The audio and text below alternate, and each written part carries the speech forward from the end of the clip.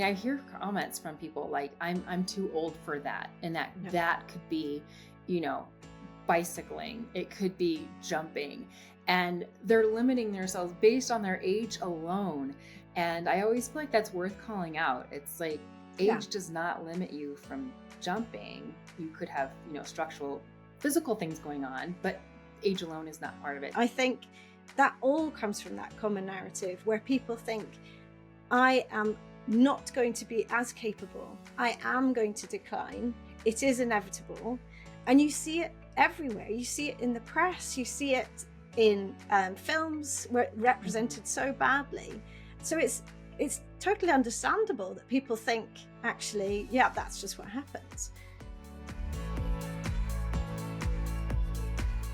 Today's episode is a little different. It's a shared conversation that will also be appearing on Agents of Movement podcast hosted by my guest, Erin Eleutario.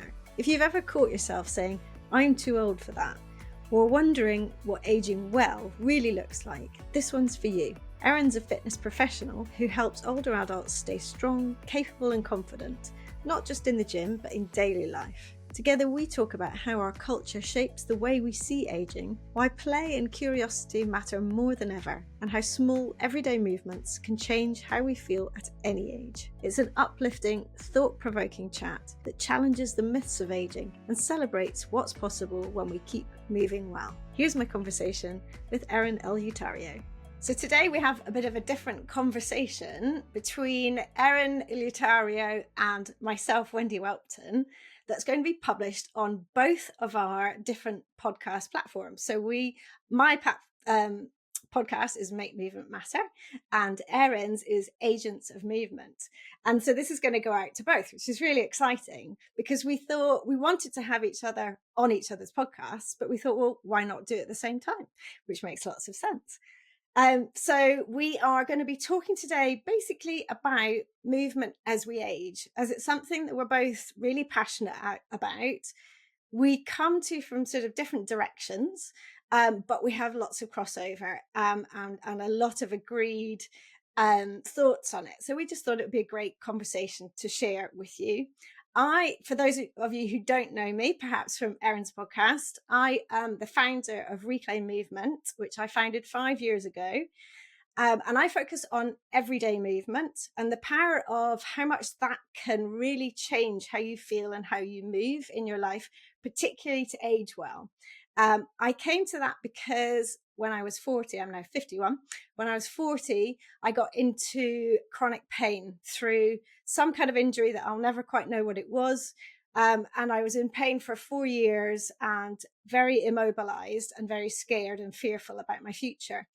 So I had to do a massive deep dive to find out what was going on, although I didn't particularly find out a lot, to be honest. But I certainly found out that even though I'd been a really active person, exercising, ticking that box, I hadn't thought about the way I was moving the rest of the time. And for me, that was the missing ticket about understanding the difference between the way we're moving in our modern world compared to the way the body was kind of designed is the wrong word, but the way the body needs to move or has needed to move for the hundreds of thousands of years. So that's my little quick potted backstory. Over to you, Erin. Yeah, thanks, Wendy. Yeah, so I came into it via the fitness route. I've been a mover. I loved exercise. And so I went on to become a personal trainer, a group exercise instructor. I worked in a clinical setting for a bit in a cardiac rehab setting where it was mostly pretty much all older adults that were there for, cardiac rehab, for pulmonary rehab. So it was a clinical setting, but I really saw how much value exercise and movement brought to that population. It was very different than working in a commercial gym. And I really, really enjoyed working with the older adults. I didn't think I would, but I really loved it. And taught Silver Sneakers classes, which is a group exercise class designed for older adults. And I just have kind of gone down that path. I worked actually for Silver Sneakers for a number of years, and I've just had a heart for working with older adults because I saw how much quality of life it brought to the older population, and they were going about it for that quality of life aspect. It wasn't for the aesthetics so much as being able to live life fully and be able to do the activities that were meaningful for them. So I've stayed on that path, and I have I currently work at a senior living community and a senior center, and I teach classes there. And I still definitely have a fitness side to me. I do teach fitness classes, but I try to infuse things like parkour, which is what I teach at a senior living community. It's a parkour um, based fall resiliency program. So we're really having a lot more fun with movement and getting people the confidence and the ability to move around their environment in different ways. So it's less fitness like, and it's a little bit more explorative, creative, fun. And I do try to infuse that with classes that I do that are a little more traditional fitness, but so that aspect is still part of what I do. But I really have put a lot of emphasis on how we can get people moving throughout their lifespan, whether that is through a sport or through walking or just trying to have their daily activity lives, like what you do, Wendy. Support that so that they don't stop moving as we grow older, and finding ways that is meaningful and fun for them. And even if it does mean going to a gym, it's yes, and how do we continue moving throughout our whole day and not always use what our modern lifestyle gives us, these affordances. So I've been promoting that a lot as well. So my podcast is, I really promote people that are keeping people active throughout their lifespan, and ways that we can do that and how we can be more effective leaders as physical activity leaders. How can we bring a sense of belonging and connection to classes? How can we empower people? What is the language that we need to use in order to make those older adults feel like they are capable, because our culture doesn't always support that. No. So that's really what my focus has been on, is working with that population and addressing those psychosocial aspects that come with physical activity. Because I think that's an important part of working with any human being. There's an individual there. It's not just a body. So that's what I'm doing now. And I, just from as you were speaking, when I the problems I see are that people start to pigeonhole themselves um earlier and earlier in life than well, I don't think you should at any age, but earlier and earlier in life. What do you see in that? Are you feeling like it's earlier and earlier? Or are you sort of sometimes a bit surprised by the age that you have people who are seeing themselves um, as though they should be more inactive? That common narrative that we don't like. Yes, definitely. I mean, I hear comments from people like, I'm too old for that. And Yeah. that could be, you know, bicycling, it could be jumping. And they're limiting themselves based on their age alone. And I always feel like that's worth calling out. It's like, Yeah. age does not limit you from jumping. You could have, structural physical things going on, but age alone is not part of it. So yeah, I do think, and it is interesting. I do see it younger, and you see people's movement patterns younger. Like, I mean, you Mm. see people, I'm in my 40s, and I see people my age, and getting up off the floor is like, wow, that looks like, they're Challenging. using assist. And yeah, so I do think it's happening younger, and younger, which is kind of interesting. And I don't, yeah, and there's a lot of thoughts that I have around, like, culturally why we, why I think that is. But I think that's why people also, so when I get messages, often people will say within the first sentence their age, because I Mm. think they're trying to convey something by that. And obviously, I don't know what their lens is on how they see age, but often, but it's rarely that they're sort of saying, "This is how young I am." If you see what I Um, mean, it's mhm. normally to give me an understanding that this is where they're at in life, and therefore, perhaps in their mind, these problems would inevitably be happening, and so on. And yet, it doesn't answer any questions for me, because obviously you can be 65 and moving like a 80 plus year old, and the other way around.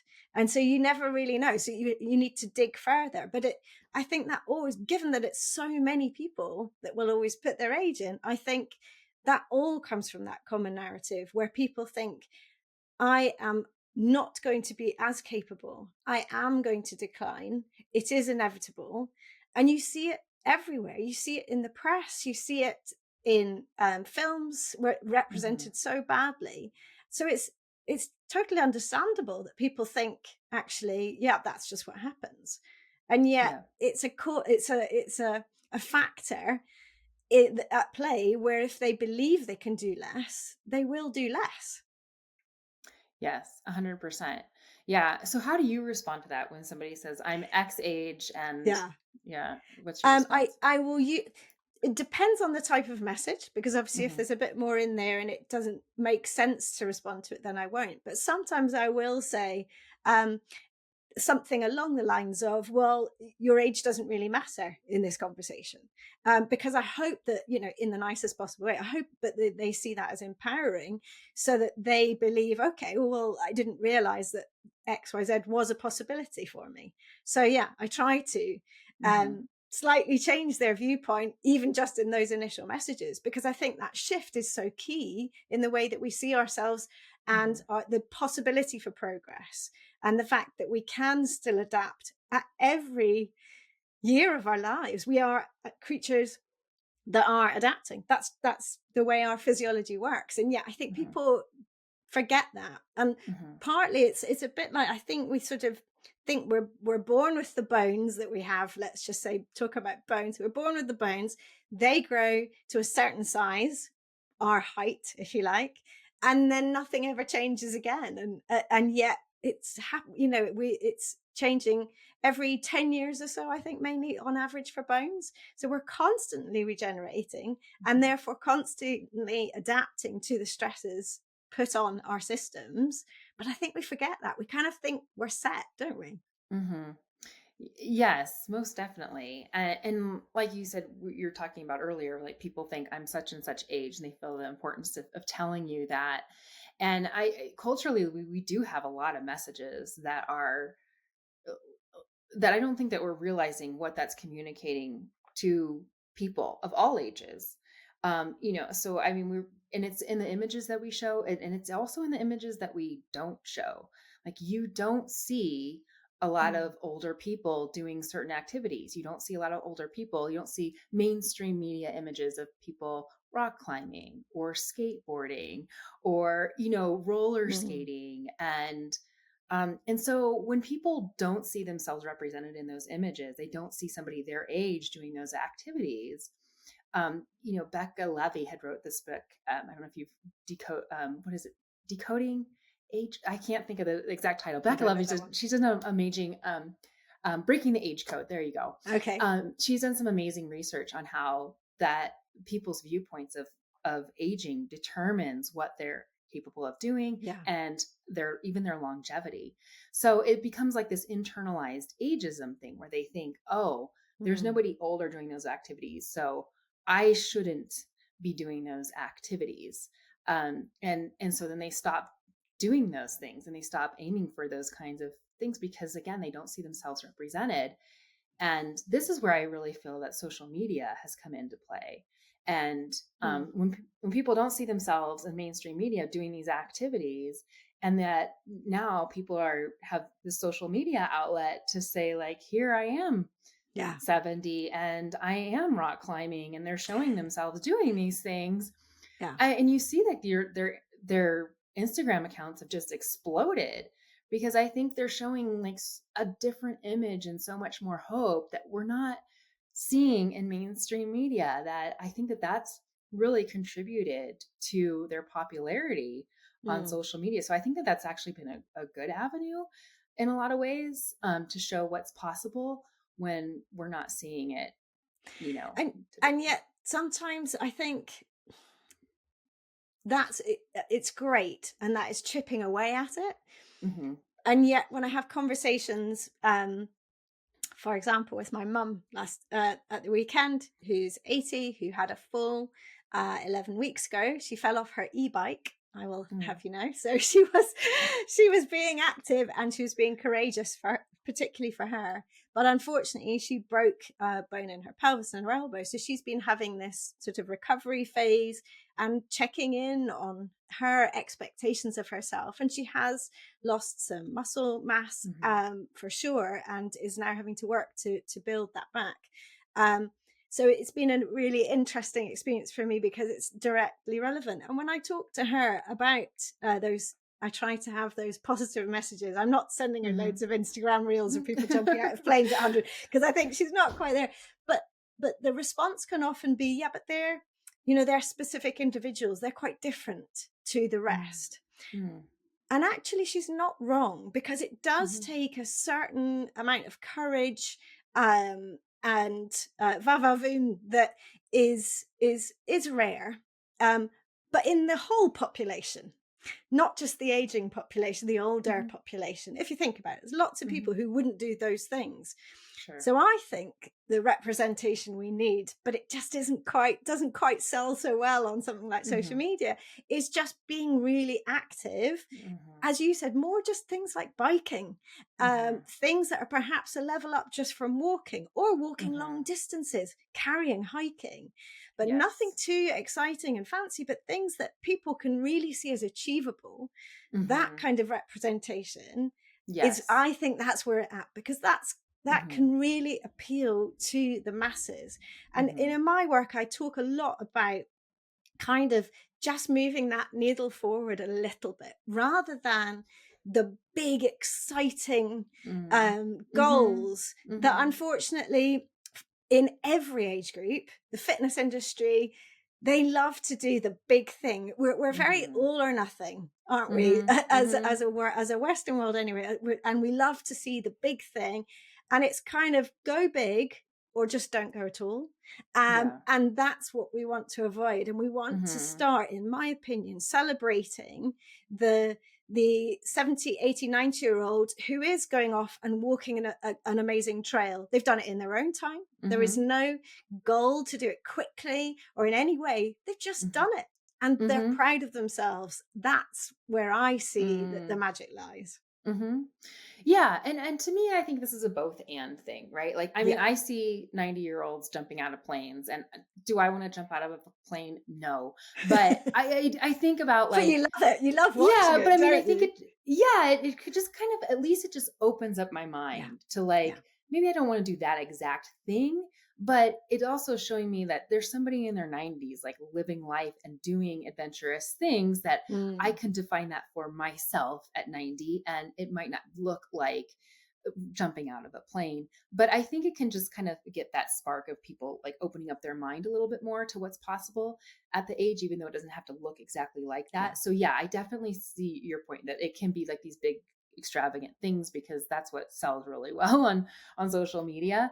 And it is in the everyday, it is in the Yeah. everyday things. And I think that that is I think showing that it's much more accessible to people. Yeah. Like just carrying things, practicing getting up and off the floor. It's not these grandiose, you have to go achieve some kind of sport where you have to go to the gym and do these big lifts. Um, yeah, I think that brings a lot more accessibility. It's not as like big and flashy, but it's so important of like, how we keep people moving. And when we have people like, I mean, there's just so much that keeps people from not moving. And I think about, Yeah. working at a senior living community and assisted living, so much movement is being taken away from them. And uh and it could be, you never know, everybody has their individual things. It could be for good reasons. They might have some real issues that they can't do laundry, they can't do some of those day-to-day tasks.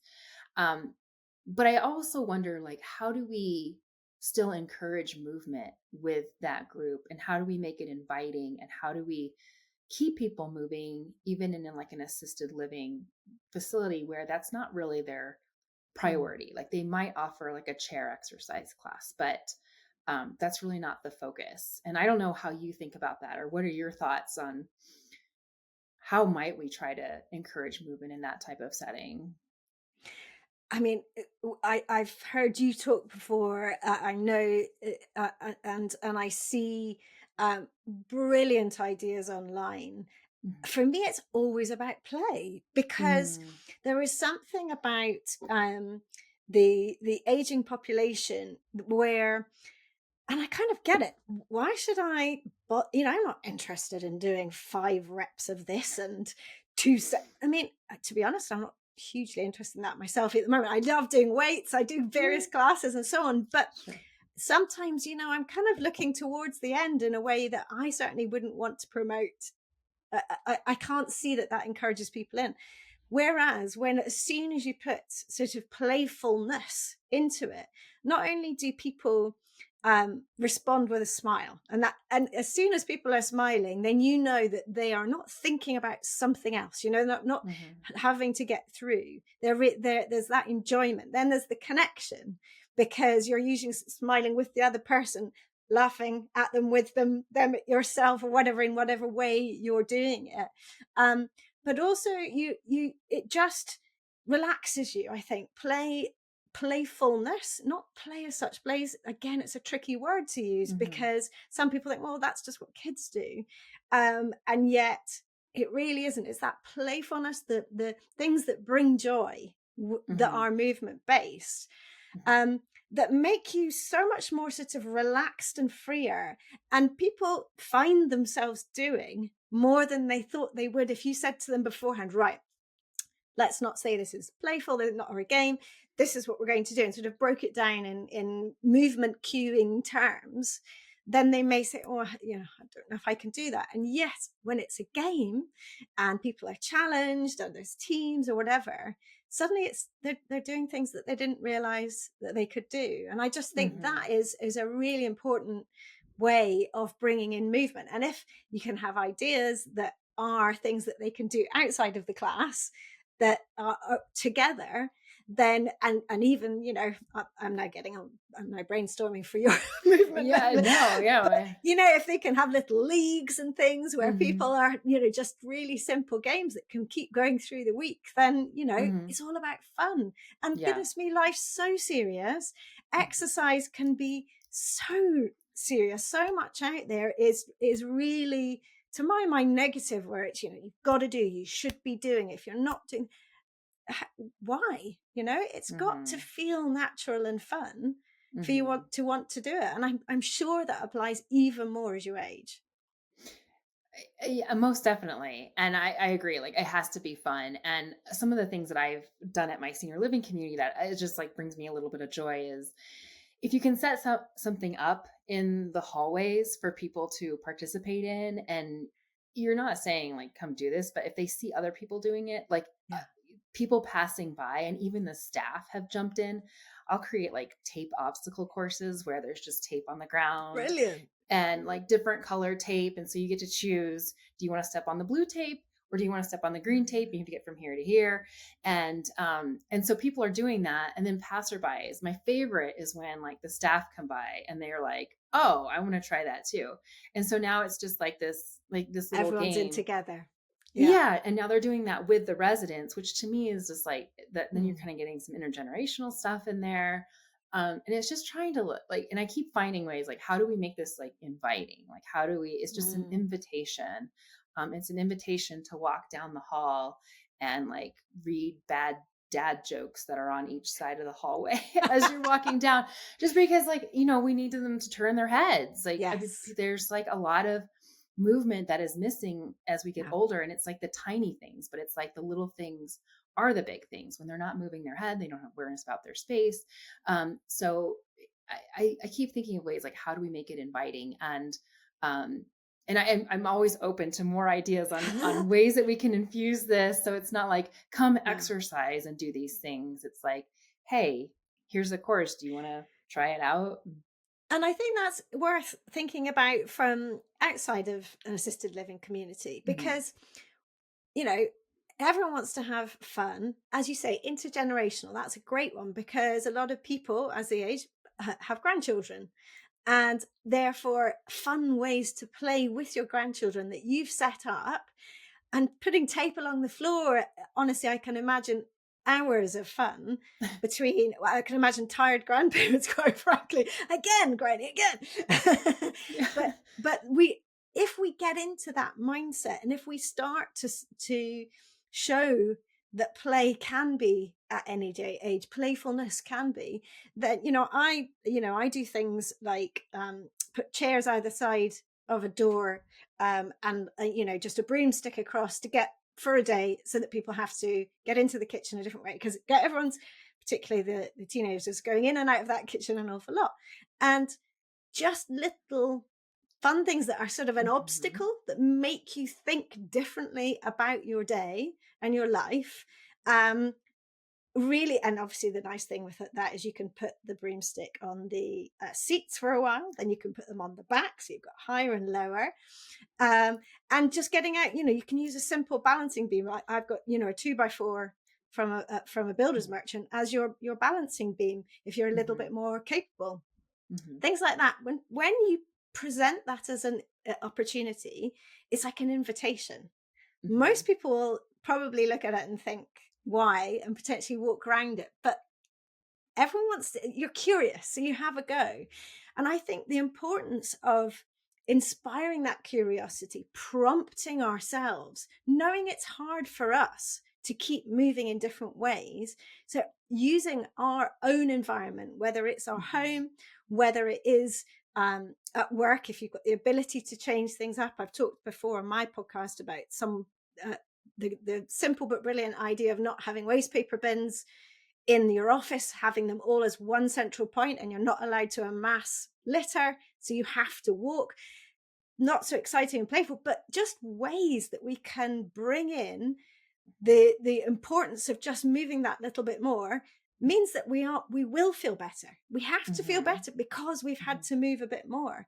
Mhm. And I think those are the sort of key things that it my sort of constant conundrum is, how can I encourage people to do things like that?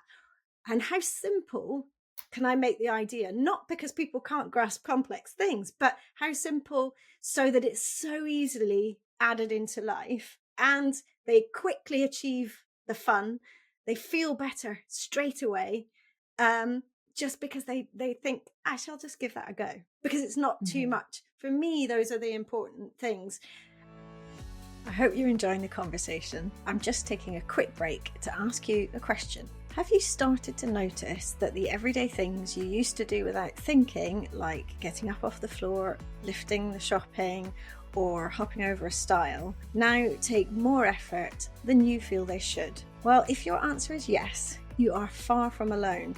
And I'm excited to tell you that I've written a book to help you. It's called Move Well for Life: Unlock the Life-Changing Power of Everyday Movement. As you'll know from listening to this podcast or following me online, I don't talk about chasing fitness trends or imposing rigid routines. Instead, my message is all about learning how small, natural movements woven into your daily life can help you feel stronger, more confident, and ready for whatever life throws at you. Move Well for Life is available to pre-order now, and it's out in January here in the UK and Europe, and later next year in America. You can find the link in the show notes to read more about it, or simply search Move Well for Life and Wendy online. I firmly believe that every movement counts, and it's never too late to reclaim yours. Now, back to the episode. As we were talking about, so the importance of that as you age, so seeing that as a possibility, not thinking this is just for the grandchildren, leaving it out when the grandchildren have gone, and keeping going. I Mhm. think that's Mhm. so important, because we lose so much of that fun playfulness as we age. Mhm. What about you in terms Okay. of populations who are younger than your assisted living? So, for example, in your exercise classes, what sort of age range are you teaching, and how would they see the work that you do along these lines with the assisted living and so on in their normal day-to-day lives? Yeah, that's interesting. So, the class that I teach at the senior center, that's near me, is a younger, pretty capable group. Hmm. And I try to infuse some of the things that I do at the senior living, which is like 80, 90-year olds, to like the 70-ish year olds that, again, are are pretty capable. And some of them like, the traditional fitness. But I have added it into like just part of like what you said, like coming into the room and there's tape, and before you put your weights away, you have to walk on the tape lines, things like that. And I've always wondered like if they're, because like you said, play can sometimes be for older adults. It's like when you pitch it as play, like they might have mixed feelings about that. But I think you don't say that. You're just like Mm. an invitation, like, hey, here's an invitation to do this thing. And yesterday we were playing games with like yoga blocks and how to stay balanced with perturbation and somebody pushing you. And they're really open to those things. Sometimes it's the reverse. I almost have to sell it as like a fitness exercise. This is a core Mm. exercise. This is a balance exercise. Yeah. And for that group, I mean, that's, Yeah. it works for that group. Mm.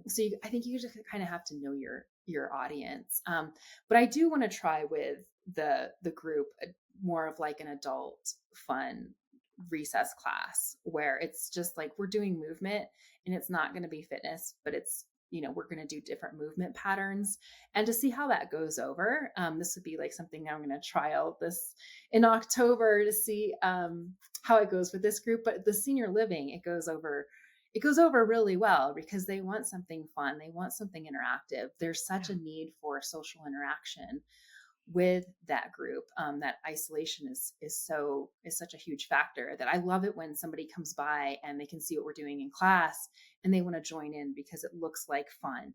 And Yeah. there's an objective, like we're throwing a bean bag and we're trying to get it into the space while we're balancing, kind of a thing. And if it is inviting for other people to be pulled in, then I feel like that's a win, because Yeah. just having a class listed on the schedule for the day, exercise class, you only get certain people that come to that.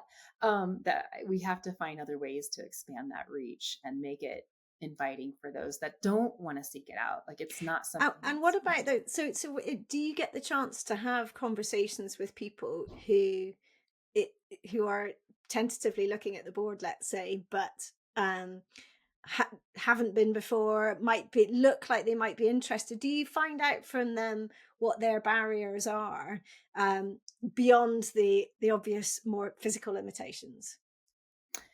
Yeah, I mean, that's a great question. I certainly, will try to like actively recruit for my class and knock on doors when I'm at the senior living community and be like, "Hey, we're doing this session. I'd love for you to join." And I would say a lot of times what they tell me is that it's physical limitations. Oh, I have a bad knee, or like Mm. I'm experiencing vertigo or something like that. It seems that what they're telling me is that physical limitation, but I kind of question that, really, because Mm. it's like I think that's a comfortable thing to tell somebody that you don't know that well. But I think my own perception is there's other things going on underneath there. Like there can be fear, there can Fear. be fear of doing falling, fear of making a fool of yourself, and now you're with a Yeah. group of people. Um, there's so I think there's a lot of Yeah. hesitations outside of physical. Not to say that that's not one of them. It certainly can be. Interesting to talk about the physical though, because I certainly was also in the camp of when I was in pain. Um, I was very fearful that if I pushed harder to do something and then I had a flare up, I thought I was damaging myself further. But because I Mhm. wasn't in the acute point of my pain, I wasn't. And it took me years to really grasp and understand that. And I think often with sort of longer term pain, the it's the other way around. It's so important for us to move in gentle ways, potentially, but just to move to help that pain. And it took me a Mhm. really long time to fully shift that thinking, to realize that actually to deal with pain is the only way that we can do that is by um, pushing ourselves. Feels like the wrong word, but encouraging Mhm. ourselves to keep moving, because I would always feel better if I did. I had to learn the things that were real triggers. Sometimes it was random and erratic and I didn't know, but I had to really get to grips with what my body was telling me and working with it. And I think that's a message again, that as we age, because often we do get things cropping up. We have little accidents, we have falls. We're always going to have falls. Is That's a normal part of life. We Mhm. do it less. Perhaps we do a little bit more as we age when other systems aren't working as well. But we have to expect it's going to happen, and it's how we fall and whether we're used to dropping that height down. Because if we Mhm. never, I talk a lot about, Mhm. if we never get down to the ground and back up, then Mhm. it feels like an awful long way to go. Whereas if we're used to doing it, actually, it's a familiar distance for our Mhm. brains. Um, Mhm. but I think it is interesting that people do see that their pain means they should stop. Yes. Yes. And I think the thing that has become a huge barrier that I've seen, and I've seen this time and again, is that they're in pain. Some part of their body's in pain. And so it's coupled with a healthcare provider or somebody else saying, Mm, don't do anything. Or maybe like they're well-meaning children, like don't do yes. anything. And I saw this with one individual that would come to my classes, and he was having really bad lower back pain. And so he was literally told by his provider, don't do anything until we figure this out. And he took it very literally. Like Yeah. he sat in his room. He didn't go down to have meals with other people. He literally just sat there until they could, like, quote unquote, figure it out. And so Mm, now we start that downward spiral. Like, we've yeah. just accelerated it because now this gentleman is Yeah. 89 years old. He's social isolating. He's not moving his body. And that is like a big uphill battle. I feel like when somebody that's credentialed, that they said, well, my doctor told me that I shouldn't move. And I think sometimes that's taken to the extreme. I don't know what their doctor actually means, like don't move at all. Exactly. Yes. But that's how it's taken. And I think it's worth, like, what I've kind of gently pushed back is there any part of your body that you can move that doesn't cause you pain? Is Yes. it your hands? Is it your feet? Can you turn your head without your lower back hurting? And chances are yes. So I think it's worth, like, asking people that, and trying to be curious, like, is there any movements that feel good? Like, when you wake up in the morning, is there a certain Mm, stretch that you like to do? And one question, and I got this from one of my podcast guests, and I use it all the time, it's such a brilliant question, is to ask yourself and the people that are around you, and if you lead people, is what's a good movement day for you? mm. And I really love that question because Love it that. meets you wherever you're at. If you're having really bad lower back pain, Yeah. like, okay, now I have to define what's my movement day. What's a good movement day for me? So it's just such a beautiful question. And it's not what's a good exercise day. Right. No. It's all about what just feels good when you've moved. How can you, how much, doing what, but it doesn't need to be complex or ridiculous. It's just making that, helping make the connection with someone, that you can have a good movement day. You can feel better just through moving well through the day. It's so Mm-hmm. simple, but Mm-hmm. and yet so missed. And as you say, that poor guy is sat there waiting for a day that will not come Yeah. Yeah. if he doesn't move. Yes, definitely. And I think one of the things that I want to highlight, and then, in regards to just getting people moving, just daily activities, I, somewhere that I've seen people that where, again, well-meaning people, community members, family, friends, stop that from happening is by, quote unquote, helping older adults. And what I mean by that is, I mean, I've seen this in a number of ways. I have a member that comes to the senior center, and she only lives like 3 or 4 blocks away. And so she chooses to walk a lot of days into the senior center, and she carries things. Like, she has bags of things that Brilliant. she's bringing for friends. And she was telling me, she's like, every time people see me walking and carrying things, people stop their cars and ask if they can, like, give me a ride, or if they can carry my things. Like, she gets asked this all the time because she's like, I don't know why they asked me that. She's like, I guess it's because I'm an older person, I'm walking with gray hair, and I'm carrying things, but she's like, I'm capable But of I'm not doing this. struggling. Yeah. But yeah, I'm not struggling, but she gets asked all the time. And I thought That's that was amazing. so interesting. Yeah. And so now we've taken movement away from that person because, Yeah. somebody has thought that that's not something she quote unquote should be doing.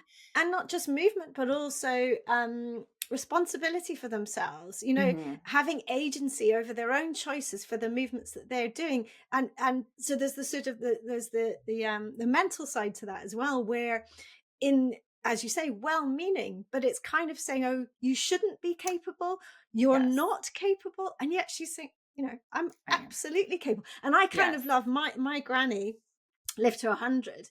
And in the UK, we would say, she was a bit of a battle axe about things. By beyond a certain, I'd say over her 70s, she just said it how it was. She decided she didn't care how people would take what she said. So she was very forthright. And she would absolutely say, no, I'm fine. Don't, Yes. what, Yeah. which would then put back on them, because there was this sort of slight minor aggression to it. Why are you asking? And therefore Hmm. check yourself. But you know what, I Yes. I think this goes back decades, Hmm. even to actually a very young age. And in Britain, I don't know if it's the same in America, but I think it is this sort of the chivalry, where the Mm. outdated chivalry, where men would hold doors open for women, which is, that's very polite and very lovely, but they Mm. haven't had a push, and we don't do Mm. enough pushing in life. So actually pushing a heavy door is a great thing to do. Hmm. And also I talk as well about the importance of never again saying, this is one I love because I have to check myself in it all the time. Never again saying, could you pass me the such and such? If someone's the other side of the Mm. room and the thing that Hmm. you need is there, get Hmm. up yourself and go and do it. Always get up yourself and Yes. go and do it, because otherwise it's those Hmm. pockets of movement that are taken away Hmm. across the generations. But I know exactly what you Yes. mean about noticing that people are trying to be more helpful. And I think particularly if someone, for example, going back to my mum, she feels more she's lost some weight, so she feels Hmm. smaller, she feels more frail. So Hmm. my tendency, she was here all the weekend, my tendency was very much to, oh, can I? And when we were walking, because she's just got back to walking without any sticks, I found myself being anxious about the bumps in the pavement. And I kept saying to myself, no, no, no, absolutely don't say anything. Just Hmm. be nearby, just in Hmm. case. And then I'm Hmm. perfectly capable of catching if she does topple Yes. at all. But Yeah. don't say these things, because it's Yeah. so key, for example, that we have camber in different, we walk on different surfaces, because if they're always flat, then we are going to struggle and worry about falling. Hmm. um yeah, no, it's such a Yeah. good And point. yeah, and I think it's just it comes down to like always asking. Always, always ask. Like, do you want an extra hand with that? And I just like I'll leave it like that. If they look like their hands are full, do you want extra hand? No.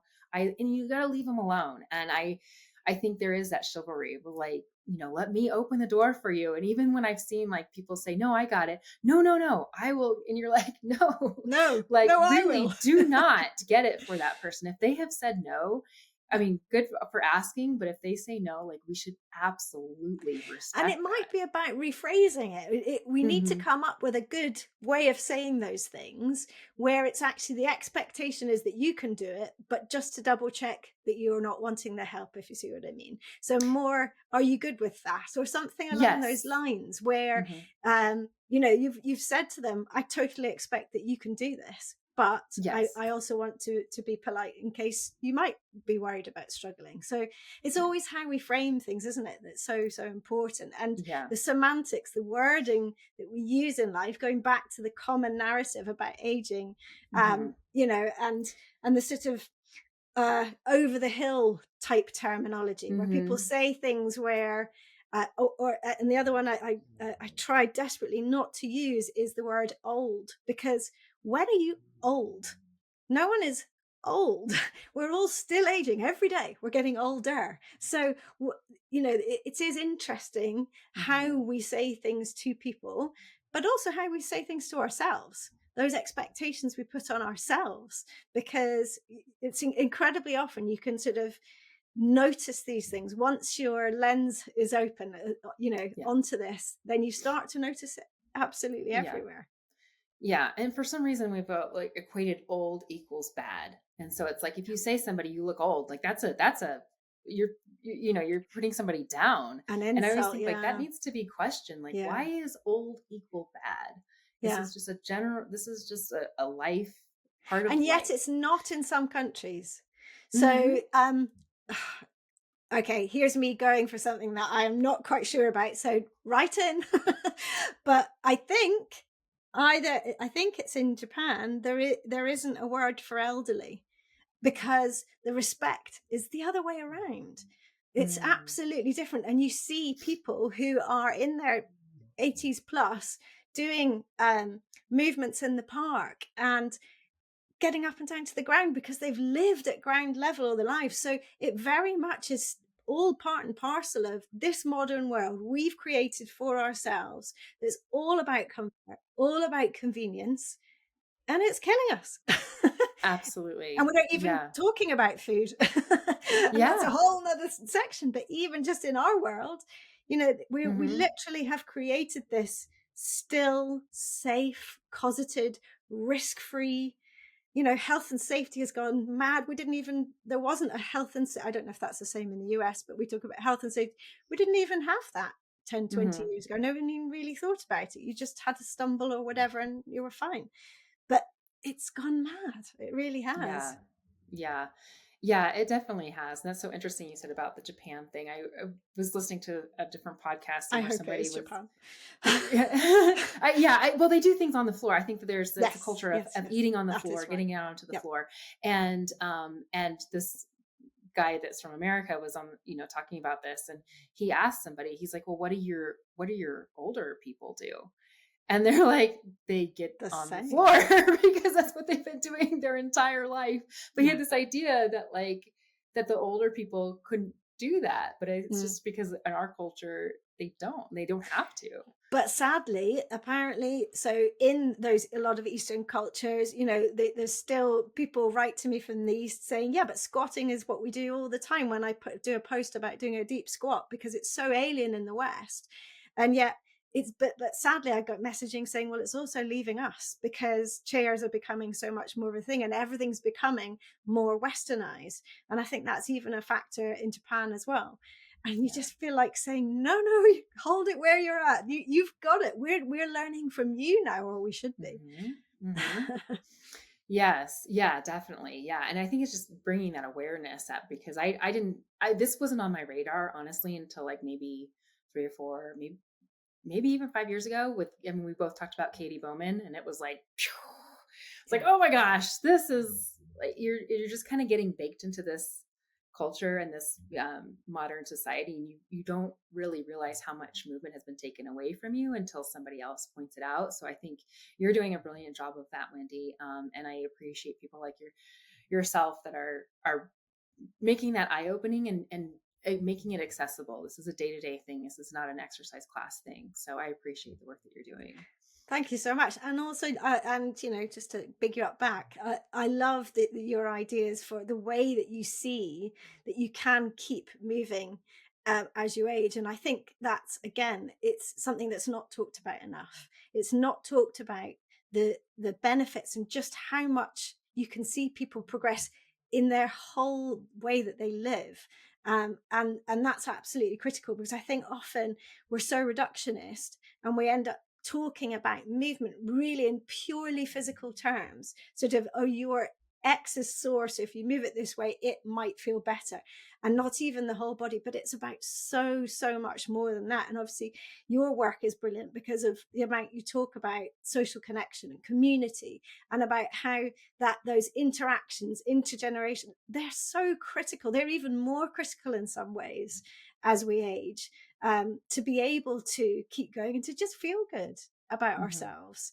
And if there's any sort of takeaway messages from this podcast, hopefully people have just felt like they've had a little bit of a light switched on, or it's backed up what they've been thinking already about how they see their own futures, how they have the expectations they have perhaps for their parents or people around them who are in different situations to themselves, and that it's important that we do think differently, that we, and you talk about how important it is that we're leaders of this. And in fact, just it'd be really useful for you to just talk a little bit about how you see Mhm. that working, particularly Mhm. for people who are not fitness industry people, Mhm. but it obviously overlaps as well. Yes, definitely. I think that there's a lot of influence that this mature adult population has in being leaders of physical activity. Because we talked about this internalized ageism, people believe I'm X age, I shouldn't, quote unquote, be doing certain things. That when we have people that are older and they're leading these activities, I think it's showing people that possibility. And so a few of the people that I've had on my podcast is one lady that's in her 70s and she's teaching low flying trapeze to women in their 60s all the way to their 90s. And I think there's real power in that, in the Yeah. fact that she is within that age group and Yeah. teaching this and showing that possibility. I think there's something special about that. And so I think people that are, if you are, a mature adult in that mature adult population, I think there's a call that I have to those people that are leading an active lifestyle and see the value in that, to be leaders in their community. And whether that is leading some kind of physical activity class, leading hikes, because just by being a leader, I think for those activities, you're showing possibility. Like, so Hildy is the trapeze instructor. What she's communicating by having that class is like, this is Amazing. possible. You can do it. This is the space that you do it in. And that's what you're doing just by offering that. So it can look at a variety of ways, but I think being leaders and inviting people to come with you on your movement journey, whether that's hiking or carrying objects, because so many people are limiting themselves that they need to see. It's helpful for them to see peers living that lifestyle. So that's my call Yeah. to the mature adult population: be leaders in your space.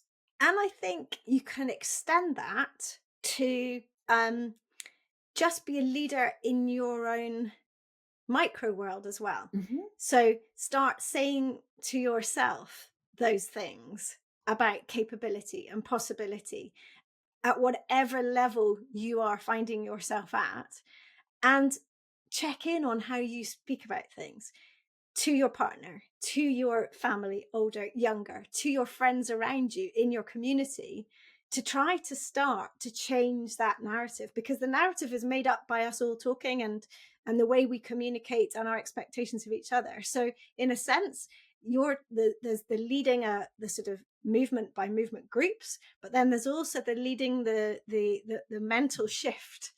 And we need to do that sort of, it's grassroots up. So yes, call to arms, Yes. everyone. Yes. Let's grasp this, and everyone who can try to make those changes. And even if I think Mhm. if you've sat with this conversation and you're at a slightly different place to us in your thinking on it, but still just have those conversations with people, ask them what they think and whether they Mhm. think this is a real thing.